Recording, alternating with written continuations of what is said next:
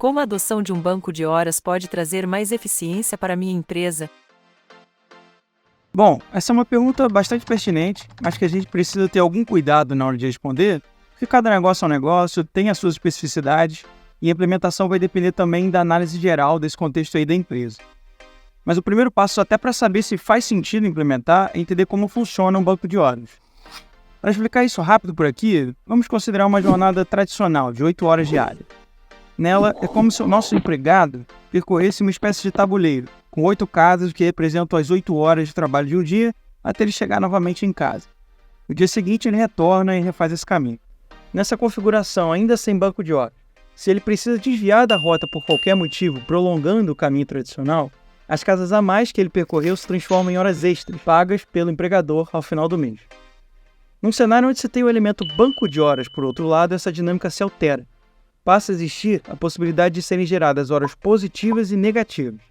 E aí, se, por exemplo, o empregado percorre 5 casas, mas existe o interesse ou necessidade de se interromper essa jornada do dia, basta acionar o dispositivo do banco de horas, que podemos representar aqui por um botão ao lado do tabuleiro, que então as casas que faltaram ser percorridas se transformam em saldo negativo, que fica armazenado no banco.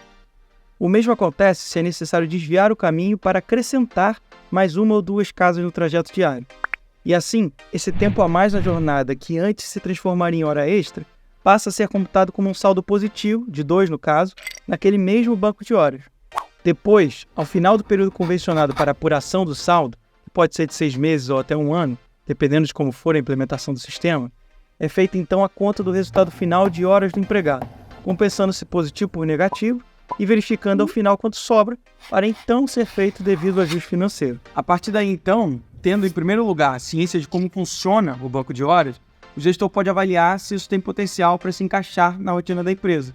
E aí, junto do advogado, é possível elaborar um termo do banco de horas, adequar os contratos e os demais instrumentos que forem necessários para fazer com que isso funcione de modo a gerar mais economia, mais eficiência e também mais engajamento dos colaboradores. Resumindo, com a avaliação correta e pensando sempre na realidade da empresa, o banco de horas pode ser um sistema muito bom, mas é preciso avaliar caso a caso. Se isso parece fazer sentido para o seu negócio, ou se ainda resta alguma dúvida, entre em contato com a gente que a nossa equipe vai saber te ajudar.